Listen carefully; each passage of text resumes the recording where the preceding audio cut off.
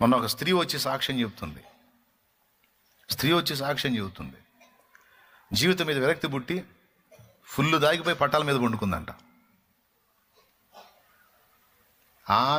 ఆయన కాదు, ఆమె ఫుల్ దాగిందంట. ఫుల్ దాగి పట్టాల మీద పండుకుందంట.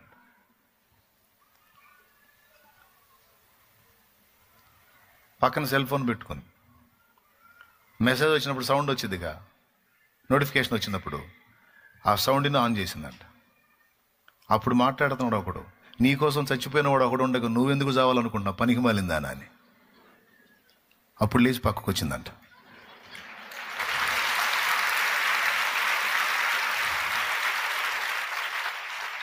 దేవునికి స్తోత్రం కలుగును గాక. ఎవరో మీకు అర్థమై ఉంటుంది. ఇట్లాంటి మాట్లాడేవాడు ఒకడు ఉన్నాడు. ఏమండి, ఎవరు అతడు? పరిశుద్ధాత్ముడండి. నా శాలేం రాదంటారు, నాకు తెలుసు. మీరు నా నోటికి ఆ మాటలు సమయోచితంగా అందించేది ఆయనేగా. పరిశుద్ధాత్ముడండి. నా చేత ఈ మాట పలికించింది ఆయన. కరెక్ట్గా టైంకి ఆమె చెవికి అది చేరేటట్టు చేసింది ఆయన. అంత దాగిన మనిషి కూడా దిగి పక్కకు వచ్చి కూర్చుందంట. తర్వాత నాకు తెలియదు, వచ్చి చెప్పింది. ఆ వీడియో కూడా రికార్డ్ చేసి పెట్టారు. మళ్ళీ నమ్మరుగా మీరు, అందుకని. దేవునికి స్తోత్రం. అదిగో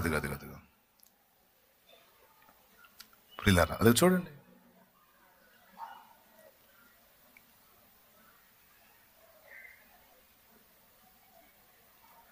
చాలాసేపు చెప్పింది, అందుకని ఈసారి ఎప్పుడన్నా స్పెషల్గా వేద్దాంలే.